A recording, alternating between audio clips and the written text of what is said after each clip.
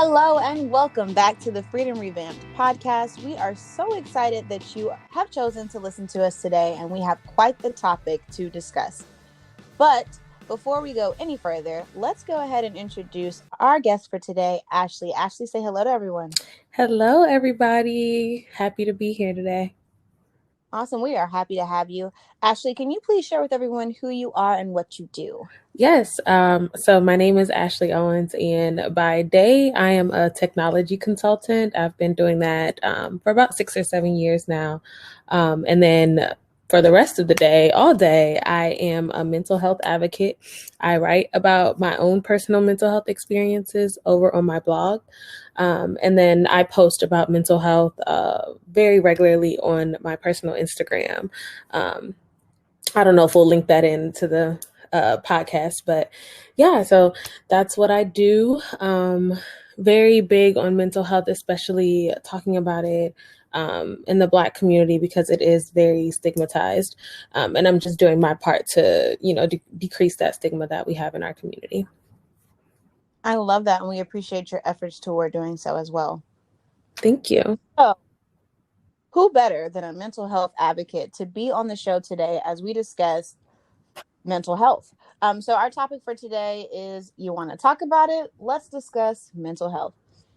So we're going to get into some of those stigmas that people experience when they're dealing with mental health, how to determine whether or not you have good or mental health, and a couple of other things on the subject. But before we jump into that, you guys know how we start every episode, and we will do the same today with Miss Ashleigh.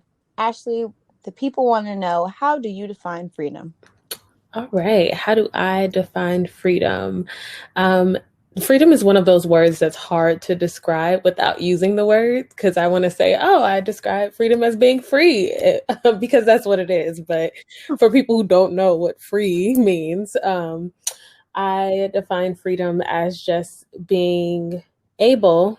I don't want to say being comfortable because we're not always comfortable, but being able to just step outside of the box, what's expected, what's the norm, and just live life very authentically.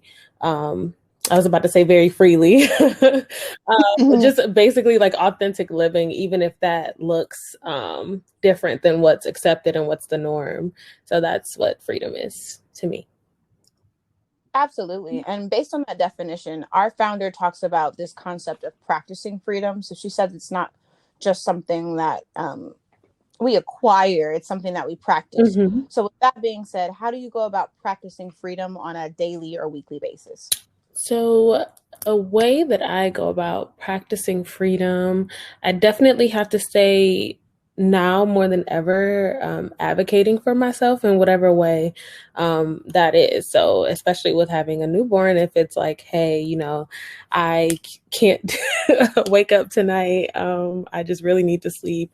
Can you asking my partner to, hey, can you take over for the night? Or with a friend, if they are asking how I am, instead of giving the normal, oh, I'm good, things are going great, the baby's good, I'm good, just saying, hey, no, actually, I got 2 hours of sleep last night, I have a headache, I have an attitude, and I'm just not feeling good today. So I need you to, talk to me about X, Y, and Z. And so that is the biggest way that I practice freedom, is advocating for myself and my needs, and what that looks like any given day for me. Absolutely. And I think that's so important because you talked about when friends ask how you're doing, being honest with your response. I think that we're trained to be okay. Mm-hmm. So it's always like, my answer is okay. Or there is like this ongoing theme of people saying, oh, it's going to be okay. Even if it's not okay, it's going to be okay. But what does that mean when you're dealing with it? So I'm super excited to dive into this conversation of discussing mental health, because I think it's something that's super important. And although it's frowned upon, or like you said, there's all these stigmas that have been put on it, I think it's a very important conversation. So as we dive into it, my first question for you was, why might one struggle with the topic of mental health? Like, what do you think some of the reasons are for these developed stigmas? Well, I one of the personal reasons why people might not talk about their mental health is because they don't know how to talk about it. And all they know is, okay, whatever the case may be, like, I feel sad and I don't know why, or I feel angry all the time and I don't know why, or I have these racing thoughts. And it's not just like, oh, I'm just thinking about a lot today. It's like, no, they're racing so fast that I can't focus, I can't talk, I can't listen to other people. And just all of these things that make them feel, oh, I'm crazy. And so it's hard to say that out loud, especially if you don't know yourself what it is, especially because there are a lot of people that have mental illnesses or struggle with their mental health and they're not aware that it's a mental thing. So they're like, oh, I just don't feel well, or oh, I'm just a little sad today and it's been going on for a long time. Or I just don't want someone to know that I am struggle with this. And that's, in high performing individuals, that is a big thing of like, no, I am very smart, I'm very successful, or I achieve a lot, or I have a lot of ambition. I should not be struggling like I am mentally, whatever that looks like for them. So that's one of the personal reasons. One of the public reasons why people don't talk about mental health is because of the stigma that we talked about, because of how mental issues and mental illness is portrayed in media. So I myself am diagnosed with bipolar disorder 2. And the way bipolar disorder is portrayed in the media would make a lot of people not just want to go into the street saying, hey, I'm bipolar. Because, typically if there's a bipolar character, the character is very unhinged. They are angry. They have a period where they go off their meds, and it makes them even more, to the audience, crazy and just out there. And so or they're portrayed like the homeless person on the street that's randomly yelling into the air or randomly yelling at a stranger walking by. And so that mixed with how people in their individual lives stigmatize mental health without even knowing is why a lot of people don't talk about it and don't feel comfortable doing so. Absolutely. I would totally agree with that. I think for you talked about like the personal reasons, and those resonated with me specifically. So I have not been diagnosed by the doctors or by a therapist. But my therapist was saying that he believed it to be anxiety disorder that I'm battling with currently. Mm-hmm. So basically, you talked about this concept of like not wanting people to know what you're going through, or wanting to hide it because you're shamed. You're shamed. You're thinking, why am I going through this? It's Mm-hmm. not, I should be going through this. And that's one of the main reasons why we don't talk about it. So that's why I titled this episode want to talk about it, because I feel like that's the question that gets answered. Like, even if you answer honestly and your friend says, hey, how are you doing today? And you say, I'm not doing well, actually. And they ask if you want to talk about it. It depends on the type of person you are, whether or not you continue that conversation to give clarity and to assist you with getting through the situation, or if you just give an answer of, no, I actually don't want to talk about it. So I think it's more important to me than anything that by the end of this episode, we can kind of lend a listening ear to those who might be feeling like they don't want to talk about it, Mm-hmm. because it's definitely something you can talk about. I think I talk more openly about what I'm going through now than I ever have, because I have, at this point, had anxiety attacks in front of my friends. And that, to me, at the time was so embarrassing. But watching the way that they dealt with me and how understanding they were and caring gave me a little bit more ease to have that conversation, because it wasn't the first time I had an anxiety attack. It was just the first time that they had seen it. Right. So just thinking about things like that, I think when we talk about the struggle, much of it, like you said, is it comes with shame, and we have egos as human Oh, beings. definitely. And that's the bigger issue. Do I want to risk this person's view of me by telling them what I'm really dealing with? Some people are not ready for that, so there's always that there.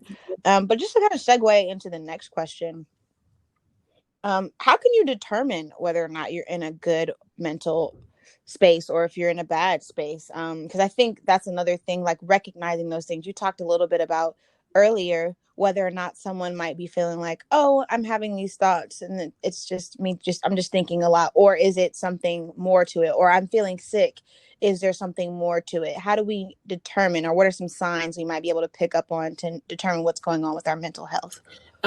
So I'll speak very generally first, and then I'll say some personal ways that I knew I was struggling with my mental health. So very generally, you have people who, if it's depression, they'll be sad. And it doesn't always have to be a triggered depression. It can there people will say, oh, I just woke up and I'm sad today, or I just went throughout my day, and as I went throughout my day, nothing terrible happened, but I could tell that I was feeling lower and lower. If the sadness or the feelings that you're feeling impede on your daily life, that is usually an indication that it's a mental struggle. So if you find yourself just unable to get out of bed, unable to groom yourself, so I don't feel like showering, I don't feel like brushing my teeth today, I don't feel like putting on clean clothes, I'm just laying here in this bed and that's where I'm going to stay. Or I'm missing meetings, I am making plans with people and not even canceling, just not showing up. And so when you find yourself just acting in ways that may or may not be out of character for you, that is definitely an indication that you may be struggling mentally. Also, mental illness and mental struggles can definitely weigh on you physically. So if you're having a lot of tension in areas, especially like the shoulder and the back, if you find yourself having headaches all the time and they're just like not explainable, like, oh, it's not, oh, I'm hungry or thirsty headache, or I had an injury headache. It's just like this headache just comes out of nowhere and I can't figure out why. That's usually an indication that you may be struggling mentally. And I always tell people, don't try to diagnose yourself because you could just, no, I don't want to say just be struggling with depression momentarily, and then you get online and think you have like a whole disorder and you are just crazy and you have to figure out what's going on. Like, no, that's not always the case. And so just knowing the patterns that may be off for you, if you're having thoughts, definitely thoughts of self-harm, thoughts of suicide. Trigger warning. Sorry, I should have said that before I started talking. Thoughts of self-harm, thoughts of, ending your life, thoughts of harming others. Definitely thinking of all of the subtle ways in which we are conditioned to just pass off like, oh, I'm just sad, or oh, I'm just extra frustrated today, extra irritable, or no, my back is just killing me and it has been for a couple weeks now.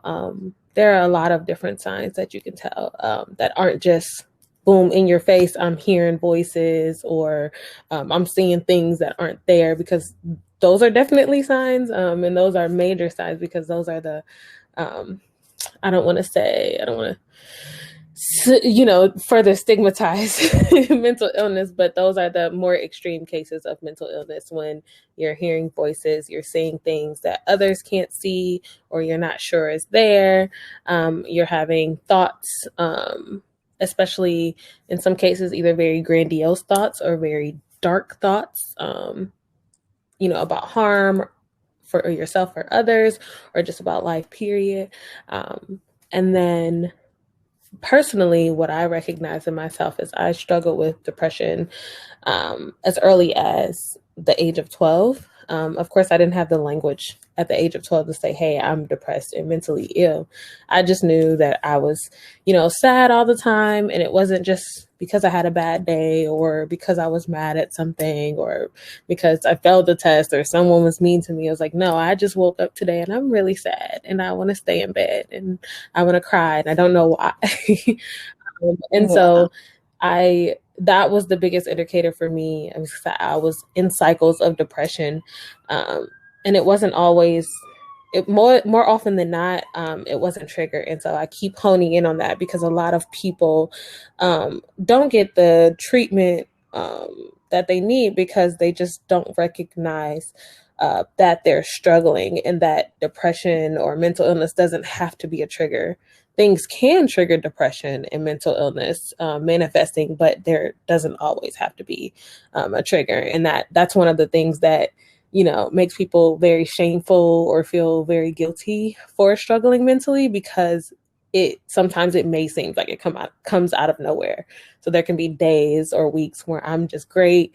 Everything is going very well in my life. Outside looking in, it's just perfect. But tomorrow I'm waking up and it's just, I hate life and I'm very devastated and I don't want to live. And nothing physically or situationally happened to trigger that. It just, I just woke up and didn't want to live today, kind of thing. So definitely, I think that's the most frightening part of it.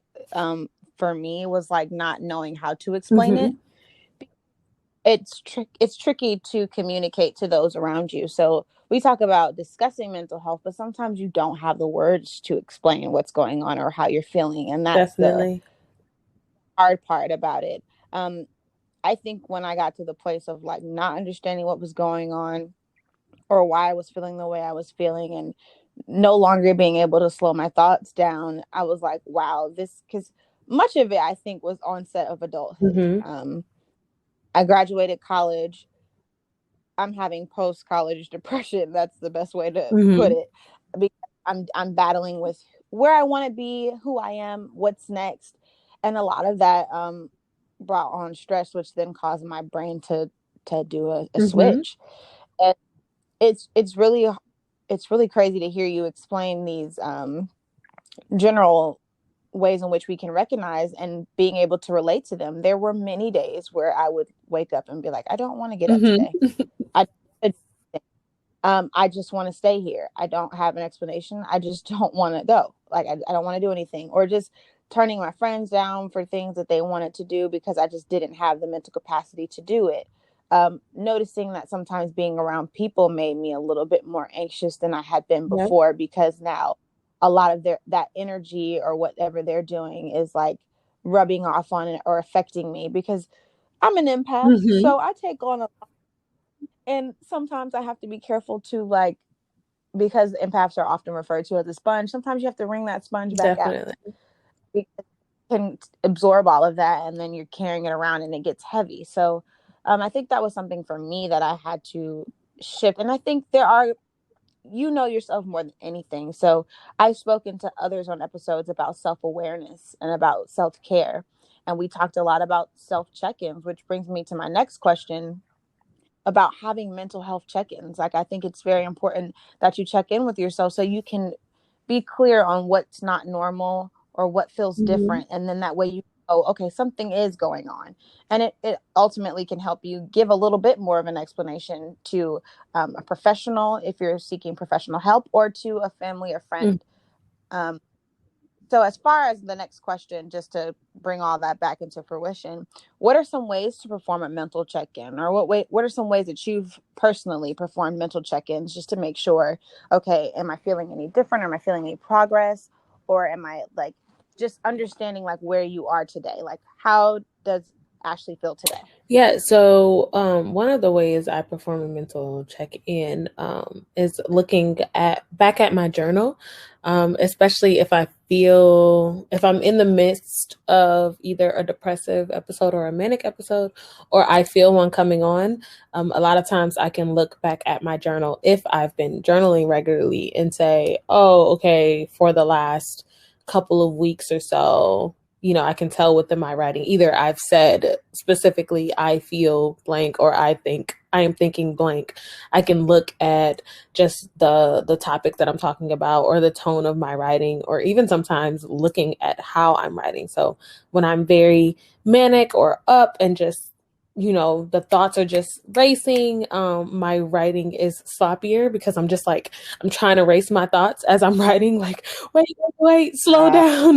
But it's not like another person talking. It's not like, hey, can you repeat the question again, or repeat what you're saying, or talk a little slower? I'm trying to write notes. It's like, no, I can't tell my brain to stop racing. So I need to write as fast as I'm listening. And so I can notice that just in my writing, that it's a little sloppier and I can't even read it myself. And on the opposite end of that, when I am in a depressive episode and I am just, lethargic, I'm slow. My writing is actually neater because I'm taking my time. I'm writing very slowly. If I happen to be writing with a pencil, I'm erasing a lot because I want to see it like nice and neat, and just on the paper very clearly. And then that's with my journal. Ways that I can check in just personally is thinking back on like my actions or my thoughts or my words or my interactions with other people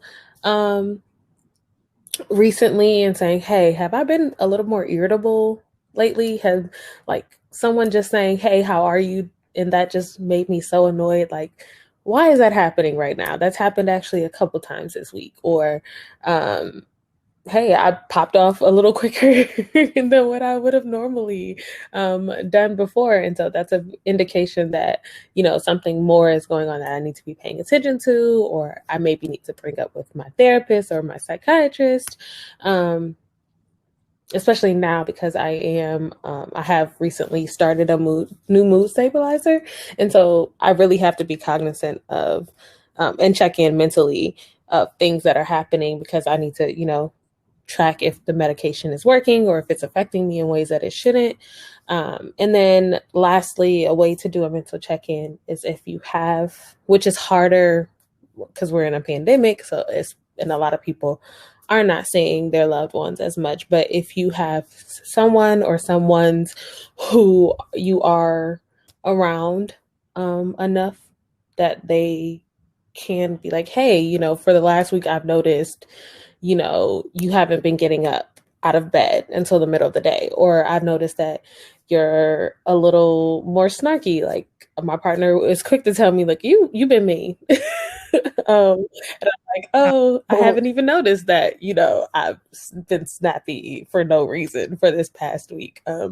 Or they can tell you, hey, I've noticed you've just been pacing a lot and you've been extra anxious, or you've been very meticulous about things that you're doing. And a lot of times these are things that we don't notice ourselves, especially if we're in the thick of some episode.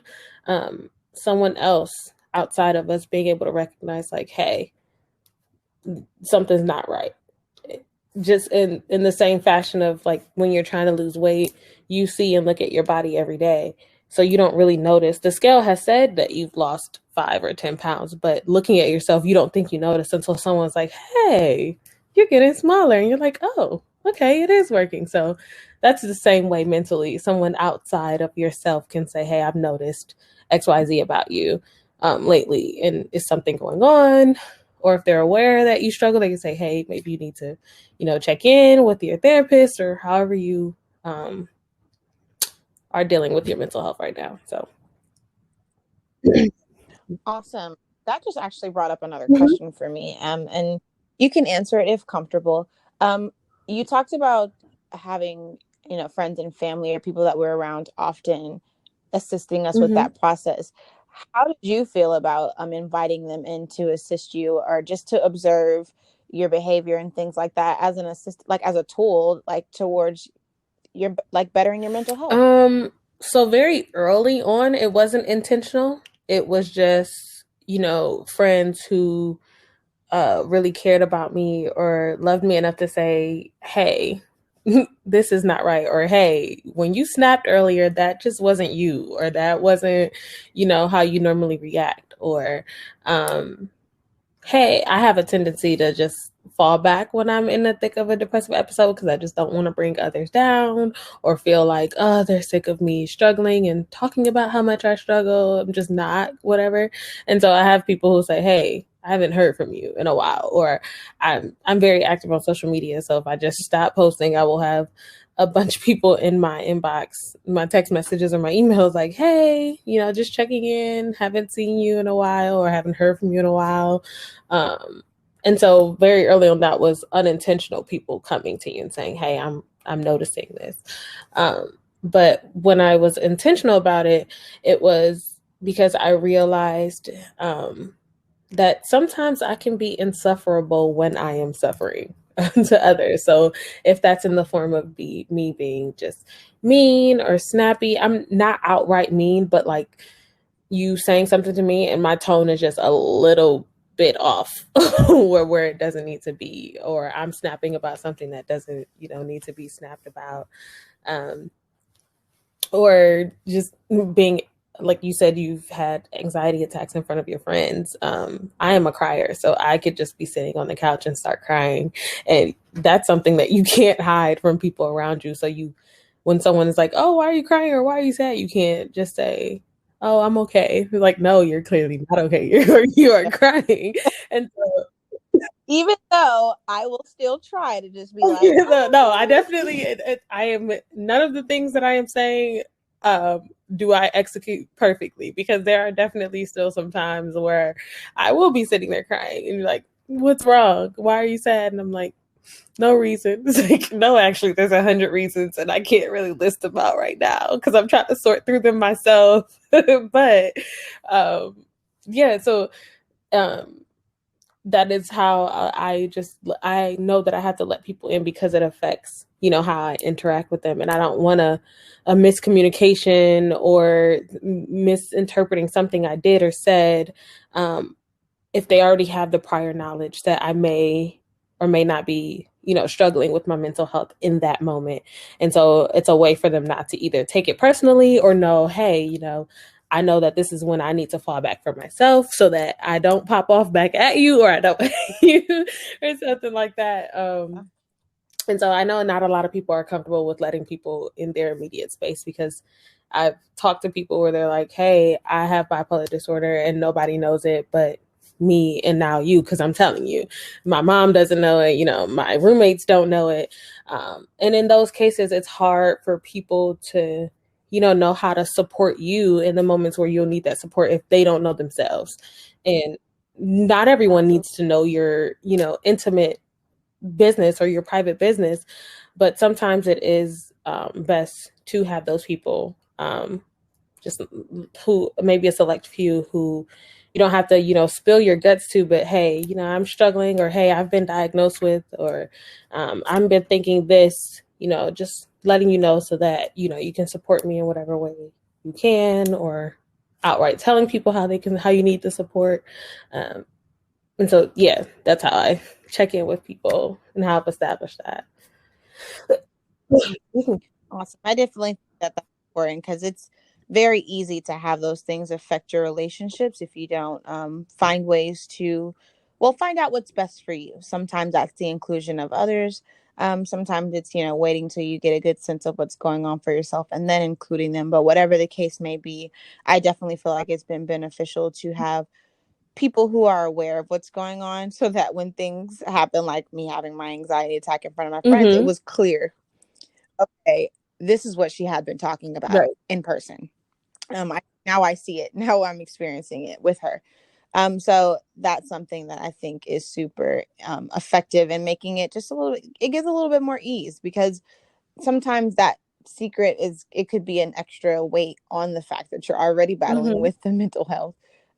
Other thought to have, and it's just easier to have someone that you feel, or some Right. people that are clued in, and I can be and there for and you assistance. saying that made me have another thought, because cluing people in, quote unquote, normalizes it, and it helps to decrease the stigma, because not a lot of people know someone personally with bipolar disorder, and if they do, it's the crazy uncle in the family that, everybody leaves alone or knows not to talk to, or, he's unhinged or something like that. And so talking about it and letting people know, and see it, it normalizes it, just like saying, hey, I have diabetes, or hey, I've been diagnosed with cancer. People can see that and empathize with that, because those are physical things that they can see the manifestation of. Mental health, you can't all mental health or mental illness, you can't always see. And so when they know,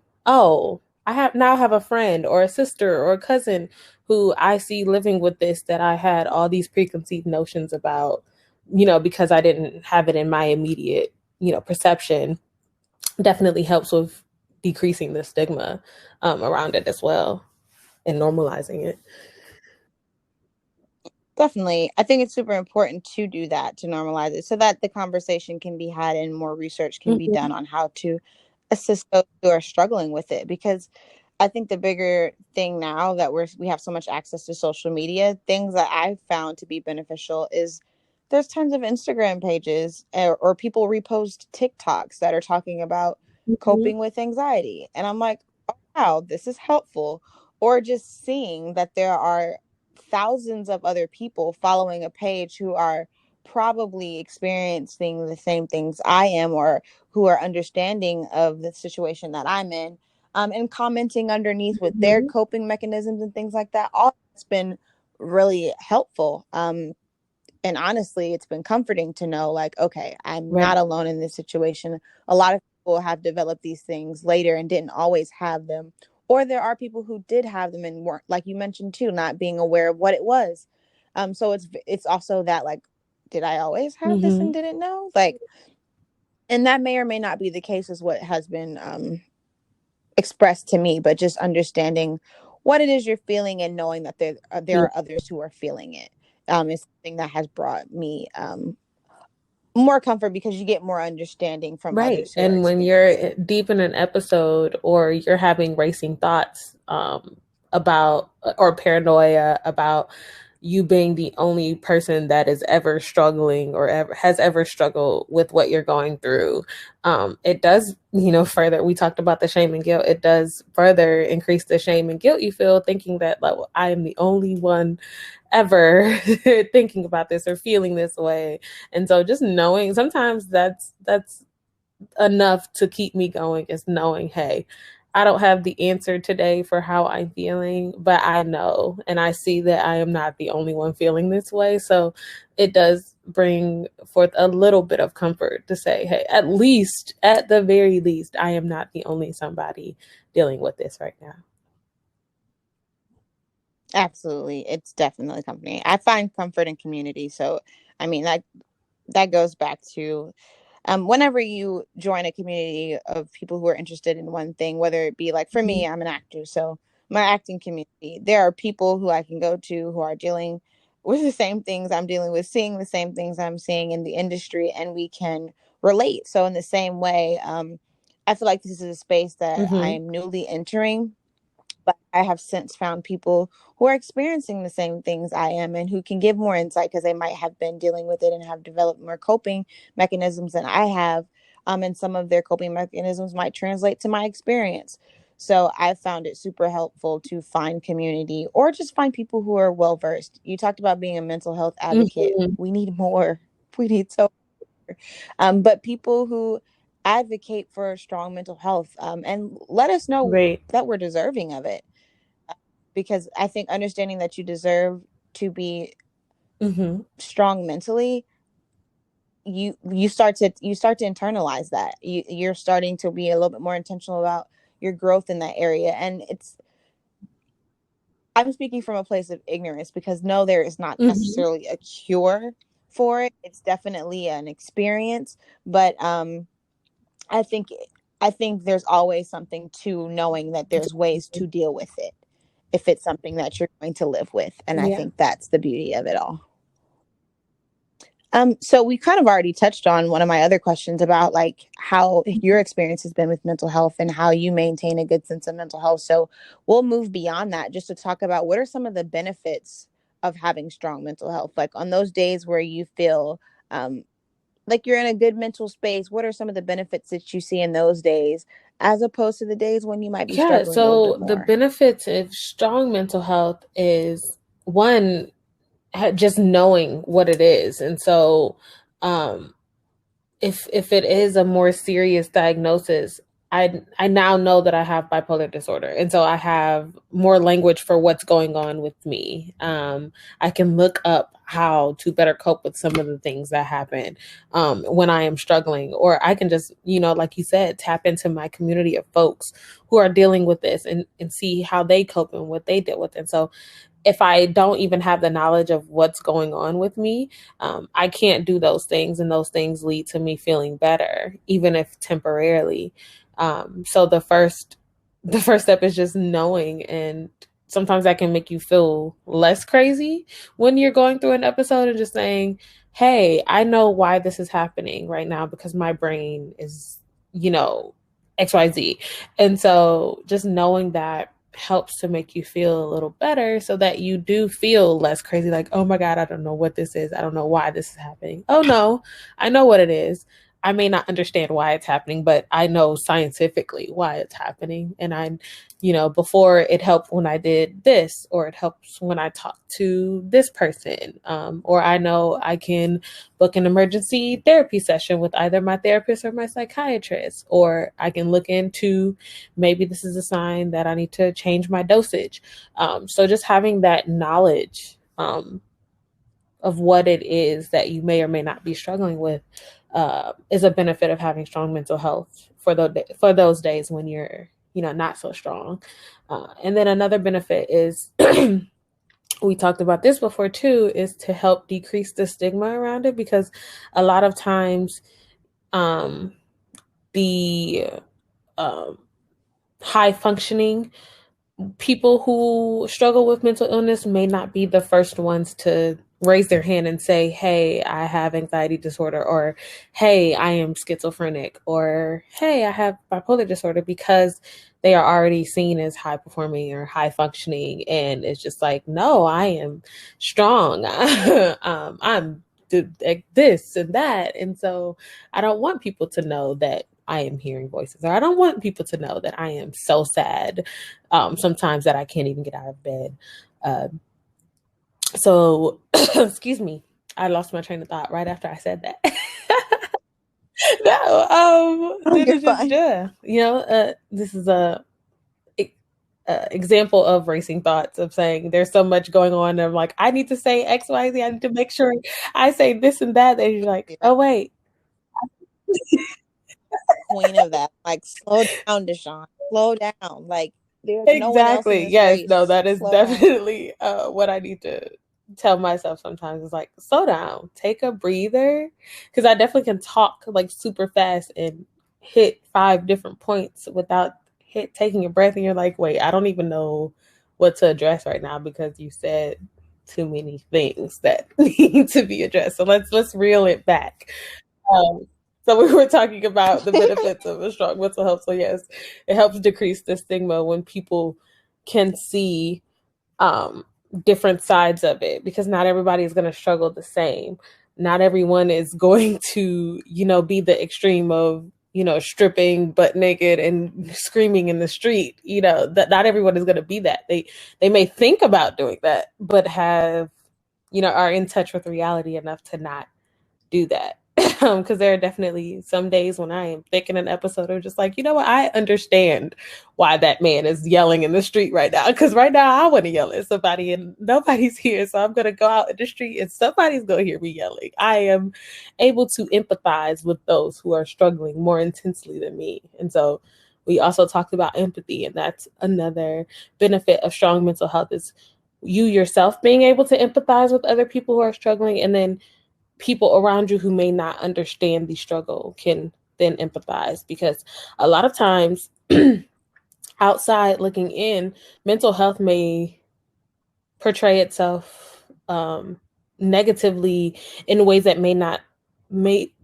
people may not think that, oh, that's mental health. They just might think, oh, that person is just mean, or that person is lazy, or that person is stupid, that person can't speak clearly, that person, have all these negative thoughts about someone, when if you just knew that, no, that person is schizophrenic and right now they're hearing your voice and other people's voices and they can't concentrate on you right now, they need to take a step back. Or no, that person is depressed and this is the first time they've been able to get out of bed. So maybe they seem disengaged right now, but it's just that they're struggling to even just exist. So give them, a bit more grace than you would have any, normal day. Or they haven't been able to clean their room, clean their whole house. It's just nasty for like a week. And it's just like, you just lazy. It's like, no, I've barely been able to just breathe all week. The last thing I want to do is clean up. And so that is another benefit to strong mental health, is just giving other people the opportunity to empathize in ways that they may or may not have. without the knowledge that you're struggling mentally. Absolutely. So before we give everyone tips Mm-hmm. on how to maintain strong mental health, I have another question that came up, just so that we can educate the listeners Mm-hmm. on the difference between the two. You talked a lot about Mm-hmm. your psychiatrist and your therapist, Yes. and these are two very different people, who Yes. do two very different things, um, often get confused with one another. So I just kind of wanted to see if I could have you touch on the duty and job of both of them, and how they each are beneficial to Got those you. who might be So struggling with mental I'll do health. it very high level so that I don't speak incorrectly, especially scientifically. Again, I'm not, when I do talk about mental health, I make sure I say I am not a medical professional in any way. And so I'm talking strictly from experience and not knowledge of the science or the legality, anything of that. So I can't diagnose, I can't give expert advice or anything like that. So when I'm answering questions like that, I want to make sure I say that so people don't say, hey, I heard Ashleigh say so that's lost. Like, nope, Ashleigh did not know that for real. So the very high level difference between a therapist and a psychiatrist is usually psychiatrists are actual doctors. They have doctorates, medical degrees. They've studied like the in-depth science and chemistry of this, and then they can also formally diagnose and formally prescribe medication. That is one of the biggest differences, is that they can prescribe medication and that they are a doctor of something. And therapist, oh, and then also psychiatrists, you typically do not do your what we think of therapy, the cognitive behavioral therapy, of like just, hey, how are you feeling? Let's explore that. Let's think more of that. They're usually the ones that are doing the diagnosing. They're doing medication management. They're seeing you for maybe like 15 to 20 minutes to say, hey, how are you feeling? How do you think you're reacting to the medication? Or how do you think this is showing up? Have you been experiencing any other symptoms that we need to explore? As opposed to your therapist, that's the one you are usually, just getting in the thick of things with. So we're talking about our childhood, we're talking about, exploring all of my thoughts and all of my issues. We're having a 45 minute to an hour session. It's not just a 15-minute quick chat. And typically they can't diagnose. Not that they can't diagnose, they can't prescribe medication. So my therapist can't refill my prescription for my medication. I have to go to my psychiatrist for that. And then some of them can be, but they're not always doctors of something. Those are the very high level differences between a Yeah. therapist and a psychiatrist. Thank you for clearing that up for them. So the last thing that I like to do is just give tangible Mm-hmm. tips for maintaining strong mental health. Um, and just to give you an opportunity to relax your brain since you've been going. Um, I will answer the question first, but I just want to share with the listeners just some tangible Mm-hmm. tips on how they can maintain strong mental health. Um, I know for me, since I've been experiencing this shift, I have been making sure that Mm-hmm. I am extremely self-aware. So how am I feeling? Checking in with myself. Um, on an hourly basis, like how do I feel now? Is it different from how I felt an hour ago? Am I feeling more anxious now? What, if so, is there a reason for it, or am I just experiencing this anxiety? What is it that I'm feeling? Or is it my environment that might be causing this? Just tapping into all those little details has been super helpful for me. One thing that was also recommended to me, and at first I was like, there's no way I'm going to be able to do that, and there's no way that's going to be helpful, was meditating. Oh. Originally my boyfriend brought it up, and I'm like, I think I'm like, you're not listening to what I'm experiencing. How am I supposed to sit still when my brain is doing so much? Or how am I supposed to sit in silence and try to focus on something when I'm extremely, my brain is going so fast, I have no focus. So just trying to figure out how that was going to be beneficial to me until I actually tried it. So I'm a nerd, and I looked up some documentaries, and I found one that was actually accessible on Netflix. So to those of you who have Netflix, there is a special on there, and it's basically tapping into the origin of meditation and sharing how it has. Mm-hmm.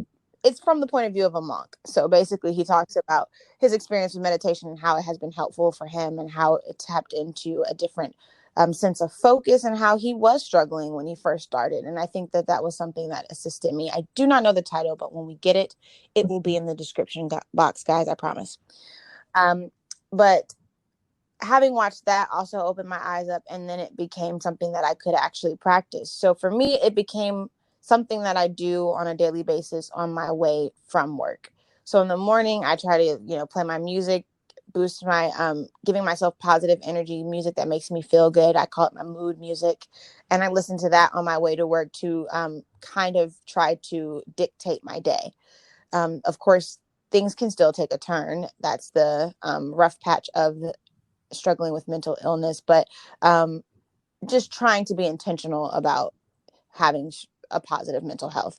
So that's what I do in the morning. And then on my way home, I take my time to just do this meditation. Mm-hmm. So that's been my biggest help, being able to sit and reflect, and then also to empty out some of those thoughts. So there's something about meditation that allows you to pinpoint each thing that's going on in your head, and then to alleviate some of it, because much of it is imaginary circumstances. In my case, like, your brain goes into all of these, like you said, Mm-hmm. this paranoia of things that could happen, but that might not even be happening. So for me, the two tangible tips I'd like to leave the listeners with is just taking time to self-reflect and to develop a good sense of self-awareness, and then to also tap into meditation, even though it seems like something that is so it's so luxurious or so unattainable. Meditation is very attainable once you find out what works best for you. Meditation, I am one of those people that are just like, but I can't focus enough for it, and so I am not consistent with it. I do it every now and then, but I'm not consistent with it for that reason. I just became consistent. Like, these are new habits, like in the Yeah, past like my 6 job years. even gave us like a super cheap discount on, I think it's Headspace. That's like one of the most popular ones.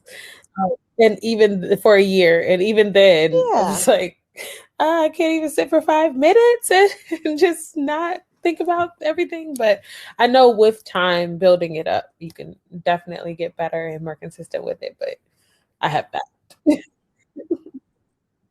Yeah, definitely. It's a practice, much like yoga. Like, when I first started doing yoga, I was like, I don't know how this is doing anything for me. And then I was like, okay, I can see how this is settling my spirit. I do feel a little bit more grounded. I'm like, okay, you guys have something to this namaste. Like, I oh, get I it. understand now.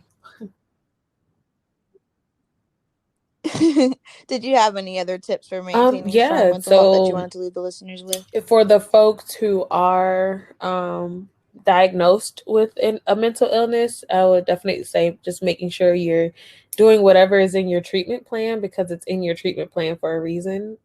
If it's working, because sometimes things that are in your treatment plan just don't work. And of course, you don't want to stick with that if you know for sure it's not working, or you do want to try. Um, and so you think something is in your treatment plan for a reason, and if it's working, stick with it. Even on days when you don't feel like sticking with it. There are days when I don't feel like getting out of bed, but my alarm just went off to tell me to go take my pill, and it works best when I take it at the same time or around the same time every day. And so I know that I don't want to get out of this bed right now, but I need to at least get out of my bed to take that pill, even if I just go come right back and get into the bed. I've done my part for my treatment. Yeah. Um, sticking with your therapy sessions, however, if it's weekly, bi-weekly, every month, just keeping that cadence, even on days where you don't feel like there's nothing wrong, and you're like, oh, I don't really have anything to talk about because nothing's bothering me. Like, okay, well, let's just talk about what's happening in life period, keeping that so that it is in your brain, like just program, like this is something that I need to do to keep me healthy mentally. And then also just giving yourself grace to know that sometimes you won't feel mentally strong. Oh, I Yeah, like mhm. because Praise feeling God, like you that's need the to be word. mentally strong adds to that shame and guilt we talked heavily about. So just giving yourself grace and saying, you know Absolutely. what, today is a day where I can think of nothing other than, just not existing. And so it's okay that I am in this bed for going on 5 hours now. Or for me, most recently, it's like sometimes I do have to let, my daughter's father tend to whatever need is happening right then in that moment, because I can't. I can't. And so giving myself grace in those moments, definitely tips. And then for people who may not, have a diagnosed mental illness but still struggle with their mental health, I would say definitely explore what different ways um, that you can boost your, I guess, serotonin levels. Let's take it scientifically. This is things that you enjoy or that puts you in a positive mind frame, or makes you feel your best self. Continuing with those things, having knowledge of those things, so that um, to do those when more so when you're struggling. Um, and then just not being afraid to um, explore why you may or may not be struggling mentally, because it is uncomfortable. Therapy, especially in the beginning, is uncomfortable when you're just Yeah, tapping into, reasons why you think things you think, or do the things you do, or say the things you say. And sometimes it's not fun, and it is best to just, I'm just going to remain willfully ignorant and not tap into that. But sometimes you have to tap into that to get to improving your mental health. So I can absolutely. talk forever about this, but for the sake of time, those are, a few that I would like to leave with the audience. Well, I want to say thank you, Ashleigh, because um, I I greatly appreciate your vulnerability and your transparency during this episode, because I think what you may or may not realize is that you've helped me and you're going to help someone else who's listening who might be dealing with mental health just by surely being transparent.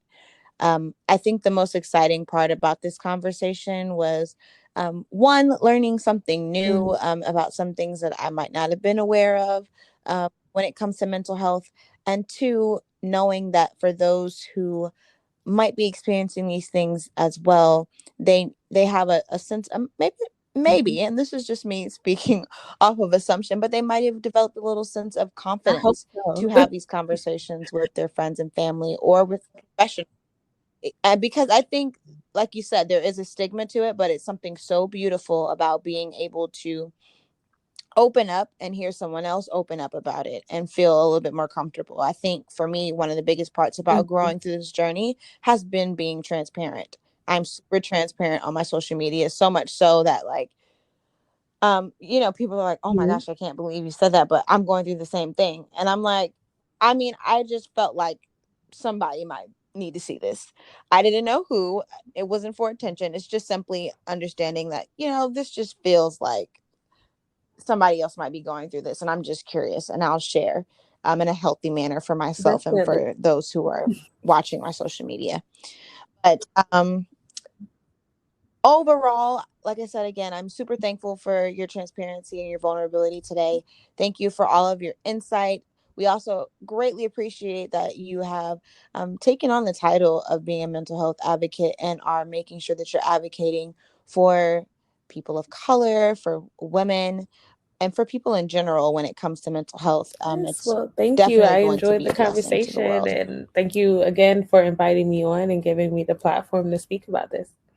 Absolutely. So before we go, I have to have you share with our listeners how they can find you, whether it be a website or your social media, and what you have coming up next, if Yeah, anything, so so that they can stay abreast of what you have going on. they can find me on instagram.com/ Ash Vaughn. So it's ASH V as in Victor, AUG as in girl, HN. as in Nancy. So that's my Instagram, Ash Fawn. And then I blog and write over at myhappyjourney.com. So it's MY happy, HAPPY. And journey is spelled like my name and like Raleigh, North Carolina. So it's JOURNEIGH, myhappyjourney.com. And that's where I blog and talk about the good and bad of mental health and now motherhood, and just where I let my thoughts lie. So that's where they can find me. And then coming up next, I just post when I feel like it, and when I don't, some days. And so I don't really have any big projects coming up, but if I do, staying abreast to my social media or signing up for my newsletter is the quickest way to know when those things are happening. Well, listeners, I definitely encourage you not to miss out on another post by Ashleigh. She is gorgeous and her baby is so precious, and she shares that via her social media, and I absolutely love it.